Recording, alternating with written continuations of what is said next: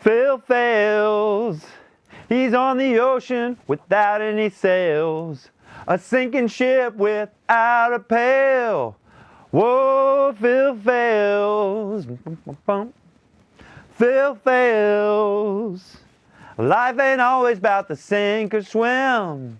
Life ain't always about chasing the wind. Whoa, Phil Phails.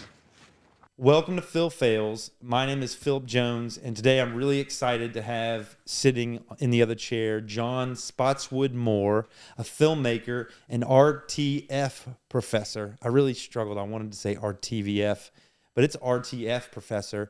Everybody, welcome John Spottswood Moore. You can wave at the camera. Hey, what's going on, gang? What's going on, gang?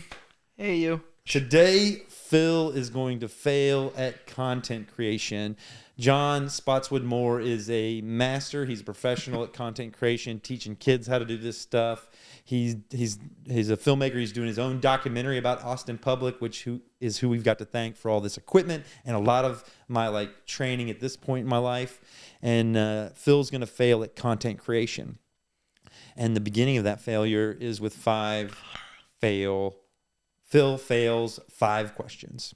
Nice. You look like you were like, oh.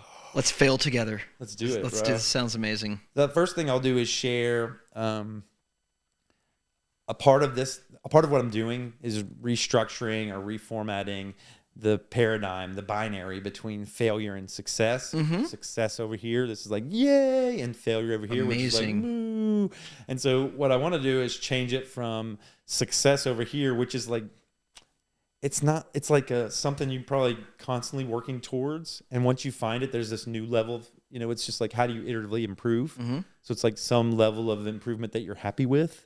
But then as soon as you find it, it's like vanishes and you're absolutely, it's iterative. Like it's not a location. It's the journey along the way. Right. It's the friends we made along the way. Yeah. And on the other side, instead of failure, on the other side, we have not starting. Mm-hmm. Or just giving up. Absolutely. And in between those two things is failure, which is synonymous with learning. Absolutely. I couldn't have said it better myself. That's great. Yeah. And the reason I'm doing that is because I want to start myself. I don't want to be scared. I want to have the courage to start. And I want everybody else to have the courage to start doing whatever it is they like, or if they've got an idea of doing. In their mind, they've probably looked at Picasso, or if they listen to Led Zeppelin or Pink Floyd, and they think that's what it has to be in order for me to put it out there in the world. Mm-hmm. And they don't.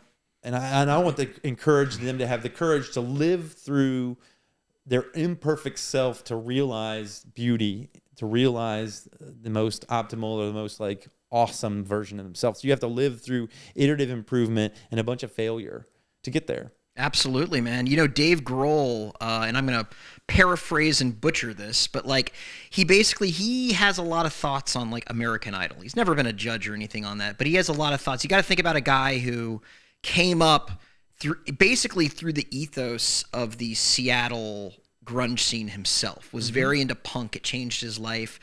And he had a whole great quote where he said, I really don't like success in the music industry being measured this way, where you go out and you start singing, and if you're automatically good and look a certain way, then you just have success behind a door. He said the best thing in life is when you can get together with your friends and suck and play in a garage, and then go out to a bunch of parties and suck at the parties and play for your friends, and then gradually over time you might stick together and get better.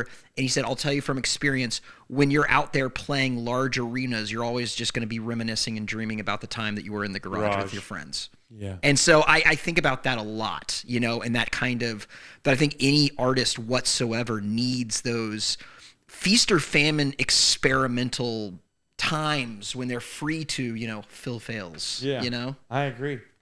So first question. How would Phil fail at content creation? Man, I think the main answer to that, you've kind of already answered yourself, is just not starting. I think would be the biggest failure for that. What are the lessons that we learn along the way in a world where the failure is that iterative improvement? What are the different failures that someone has in the journey of content creation? Well, I think, and it's very interesting. We use content creation as a catch-all, right? Because there are people who, do stuff on Instagram, and that can be considered content. It's a universal word. There are people who, who do more documentary style stuff, and we call that content. Some people don't like the word content because they think it's just like filler that you're just throwing out there. I don't really think that. I think that content is just the ongoing category of something that you're creating. And I think that the way that you can kind of fail, first of all, is to assume that the second you either turn on the camera to stream or post something on Instagram or do something social media based, to assume that you're just going to be a star like that.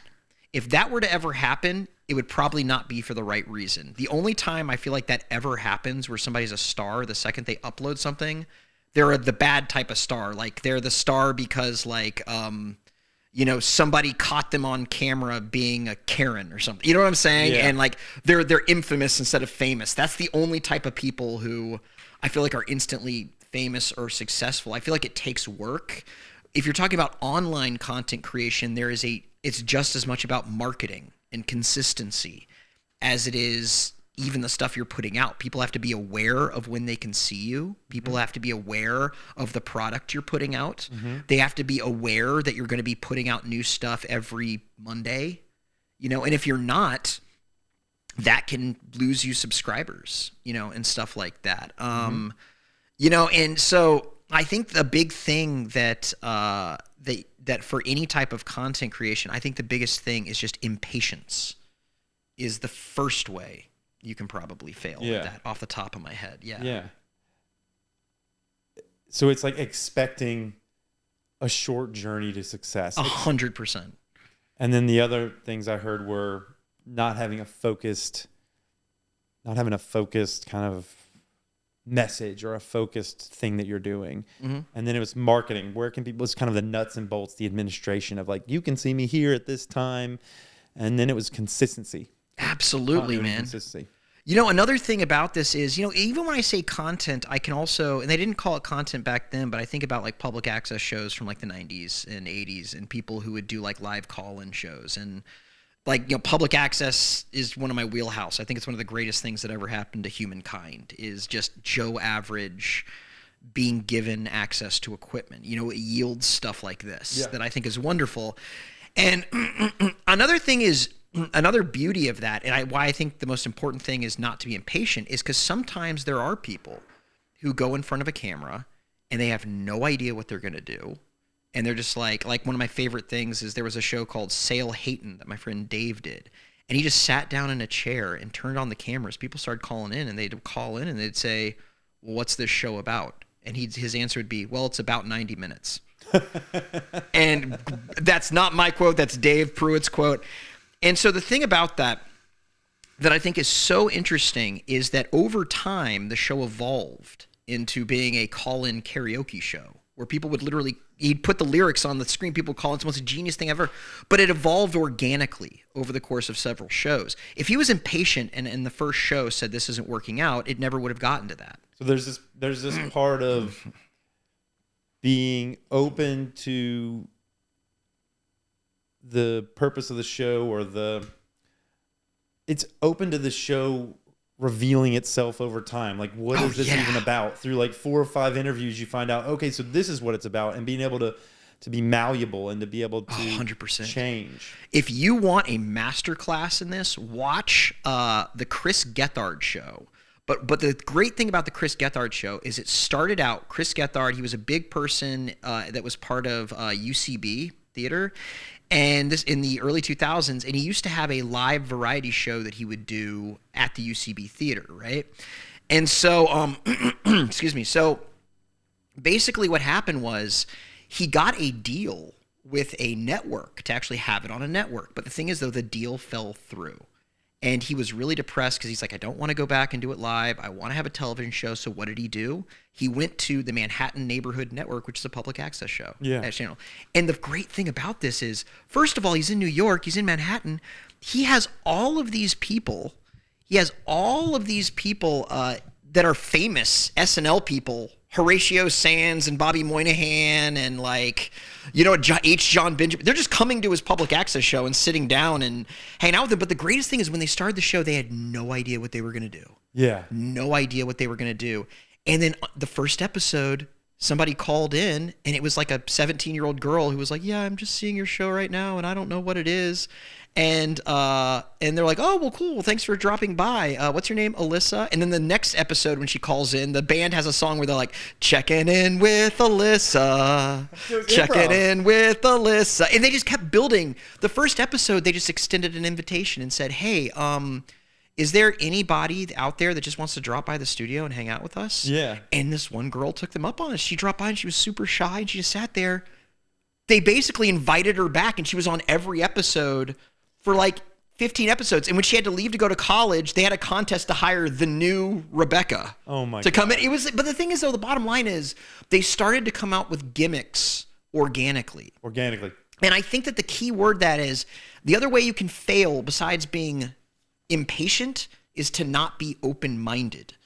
Everything that flies at you is an opportunity. Even if somebody calls in and starts to insult you, you can dig into the layers of that. Yeah. You can say to them, well, hold on one second. I see what you're trying to do here, but, it's a Friday night at 9 p.m.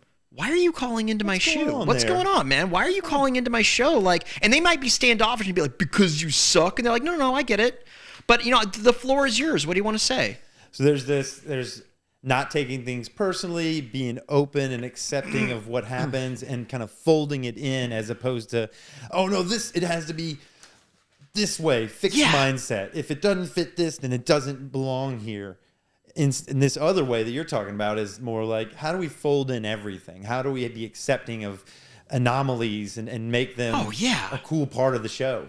Exactly. And the great thing I love about this show so much is that you're calling it Phil Phails. See, I already failed right there. There's your intro. Yeah. There's your intro. Don't edit that. Call it Phil Phails. That's beautiful. That's very meta. But the thing is, though, I love that you're calling it Phil Phails. See? Use the first one because it was funnier. I'm going to use all of it. Use all of it. Yeah. But I love that you're calling that, because you can set up a standard from the second that if a truck drives by right now, that's part of the show. Yeah. We're failing together. And that's going to add charm. When you set a precedent, and this is a big thing about content creation, when you set a precedent from the start that it's polished, people expect it to be polished. Yeah. And so when you flounder from that, they're going to judge you. When you come in it with the attitude of, I'm having fun, things are going to go wrong, this is the human narrative, the fool's journey, they're going to expect that. And they're going to jump right into it and say, oh, there's a car coming by, that's adding charm to it. Yeah. You know what I'm saying? Absolutely. And you just brought my attention to the fact that I forgot to shut the curtains. I normally shut those curtains, That's and cool. that's fine. We're just I like leave it. them open. I like it. Leave it open, baby. Look. Give me that Austin sunlight on me. Let's do it.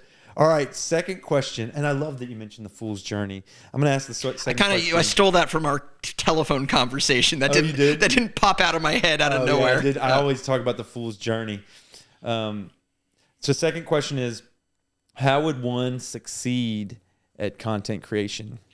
Everything from a public access TV show to the therapy gecko that you've been watching on Twitch, everything comes down to building an audience and growing with that audience. I've never myself won Webby Awards. I've never myself been this viral superstar. If I did, I'd probably be driving to see you in a Tesla, which I'm not. Let's go. Let's go. But the thing about that is, I am a scholar of this, and I've been a scholar of this for many years, and I've dedicated my life to studying this. And I will say everything is about your audience, and it's not necessarily like growing, because there are cheap ways to grow your audience. Okay, there are cheap ways to grow your audience. You can have a vindictive relationship with your audience where you're fighting with them, where you disgust them, with all that stuff. But there's also ways, what's more important than growing your audience is having a strong audience that legitimately is interested in what you're doing. When you say strong, do you mean loyal? Loyal audience. Not loyal like, yes, I'll go out and kill those people for you. Loyal a lot more like, they're interested in seeing what you're putting out. They're familiar. They could go to coffee and have a conversation about your different segments, Yeah. And it's so crazy, man, that the greatest human experiment, again, was that Chris Gethard public access show. you'll get addicted to it. You will love it. It is amazing. And I've had full conversations with people 25 years younger than me just about that and about the evolution of it. And I think that loyalty to the format of your show is what's going to build you. You know what I'm saying? Because those are the people also that we had a conversation about crew and potentially finding crew eventually. Yeah. People like ambition. I've learned that through my own project. People like to see somebody doing something ambitious. They love it, okay? And when they see it, normally after a while, they want to help. Yeah. Because they love seeing somebody doing something they're not, if it makes sense, you know? Yeah, I've learned that many times over. To answer to question number 2, I hear is building an audience. Mm-hmm. And then there's some nuances to that where, you know, what are you putting out? What is your relationship with your audience? Because you talked about, are you antagonistic with your audience? Are you fighting? Or is there some, we talked about loyalty, folks that like what you're putting out there, it's familiar to them and there's kind of a loving relationship there. The thing that I think is a big thing too is the fact that you got to take advantage of, let's say, well, it depends on what you're doing, okay? If let's say that, you know, in making this, you make it as a documentary where obviously we have our conversation here, and then like you said, you go out and try something. That thing that you go out and try for content creation, I would try and do something live, because the main thing is, especially for content creation, if you're streaming, it's all about audience participation in some capacity. Yeah. Why would you go on to something like Twitch or Facebook Live or YouTube Live if you're just going to sit there and not even acknowledge? What's the point? You could just take something pre-recorded and put it up. Yeah. That's what you have going for you, is something interactive. Even if it's you not necessarily talking to somebody or calling, even if it's you just pointing out in the chat, you know, oh my God, yeah, totally. Phil Phails 202. That is totally what I'm talking about. Yeah, good job. You know what I'm saying? Interacting. It's letting people feel like they're participating. Conk.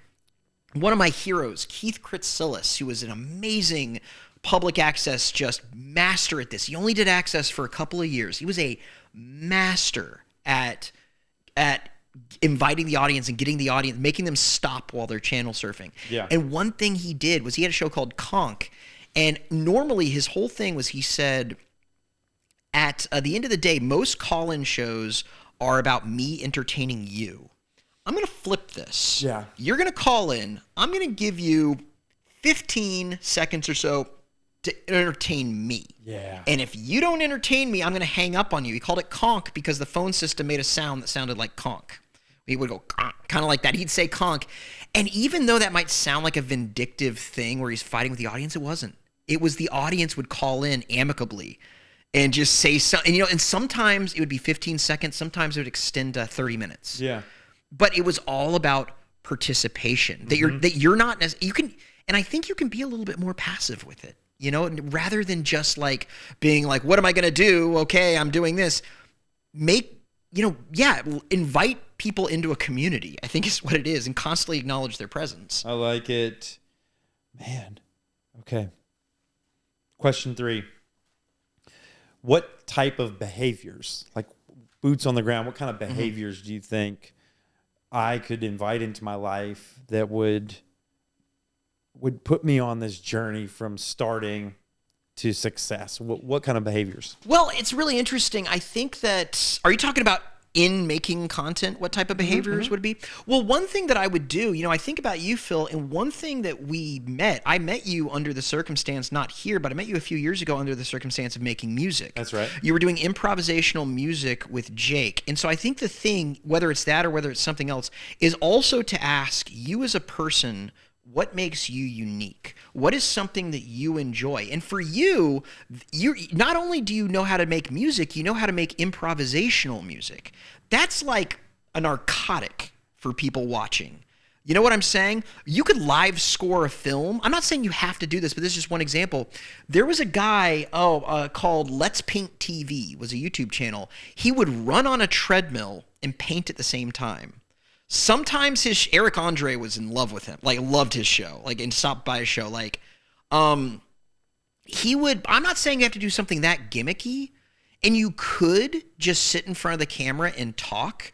But if you have something else fun that you can do that you've already done, for you, the music thing is perfect. Yeah. Somehow make it participatory. You could even make polls on Twitch and say, what do I make a song about?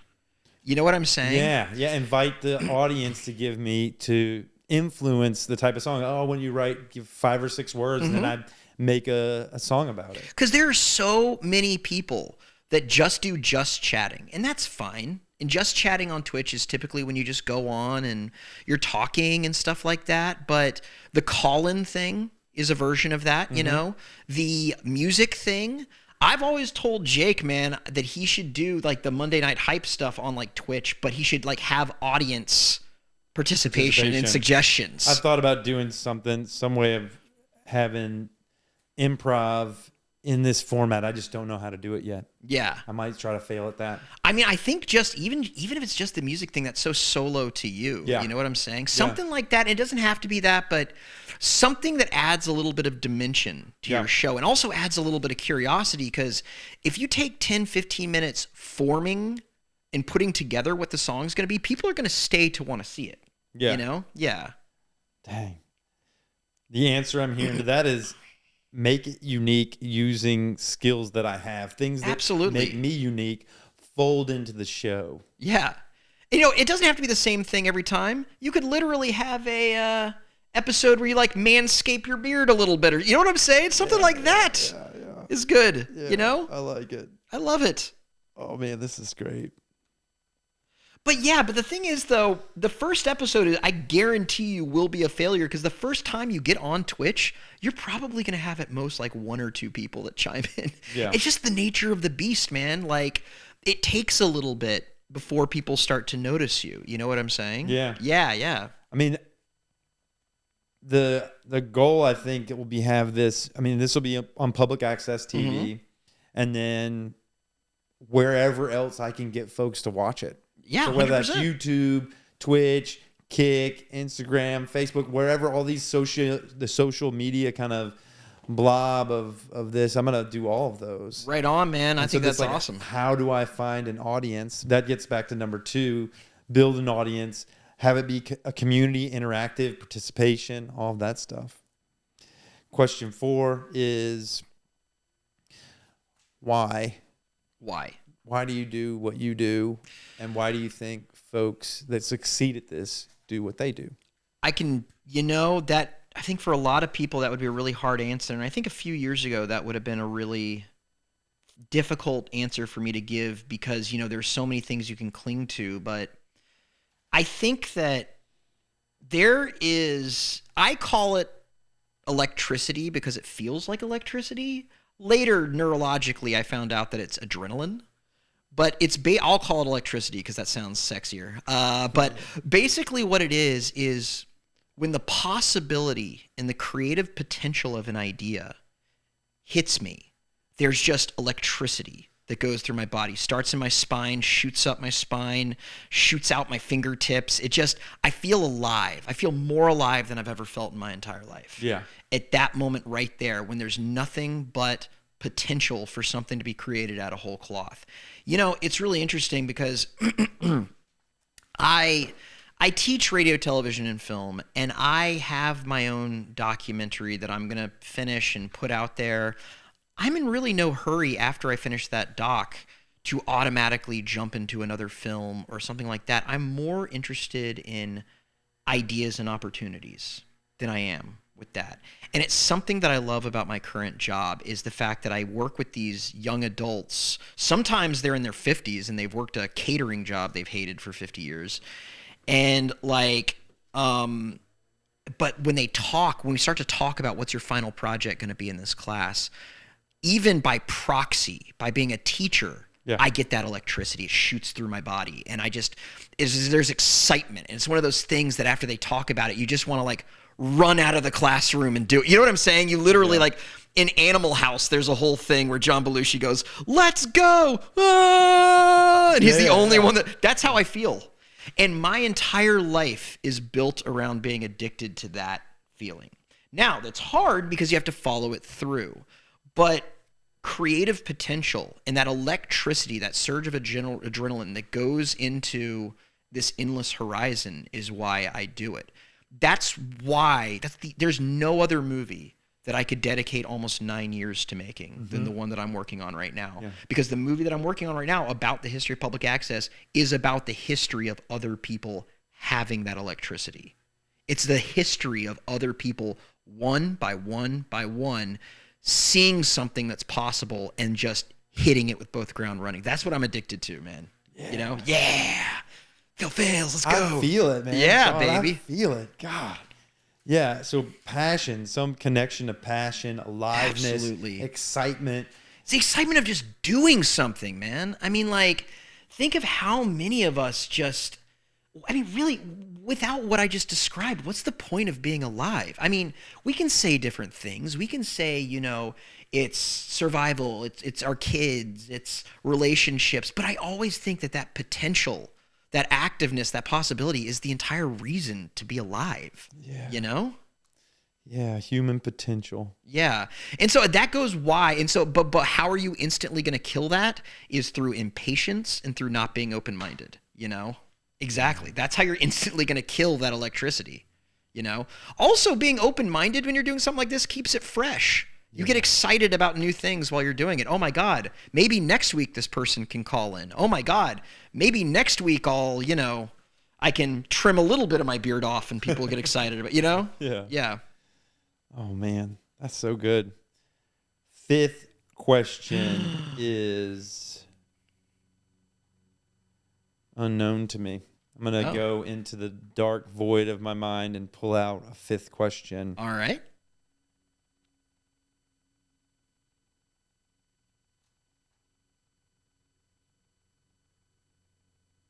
Would you like a fifth question? I would love a fifth question. Although, I will tell you right now, I feel like I just answered the fifth question. I thought so too. So now we're in the middle of a paradox. We're in a paradox. We're in a paradox. Yeah. The one I've asked folks is like young John Spottswood Moore embarking on his life as a content creator, filmmaker, professor, teacher, cultivator of minds, follower of excitement and passion, has an opportunity to ask wizened, experienced John Moore, having worked on a documentary for 8 years now, cultivated minds, sits at a place of mastery. What question would you ask yourself? You know, that is a really good question. And so growing up, I always fantasized a lot. And a lot of times I would fantasize about different versions of success. So when I was very younger, you know, I'd fantasize about myself, you know, at the very end of a play taking a bow and everybody claps, or I'd fantasize about myself winning an award at Sundance, or I'd fantasize about you know what I'm saying? I'd fantasize about some modicum of success, or I'd fantasize about hanging out with friends or with, you know, the woman I was someday going to marry or something like that. And it's very interesting because years later, and this wasn't until I was in my 30s, I realized that the version of me in those fantasies, it doesn't matter what I'm doing, is somebody who was content and happy. You know what I'm saying? And people often ask, would you like to go back to your teens or 20s? My answer is always no.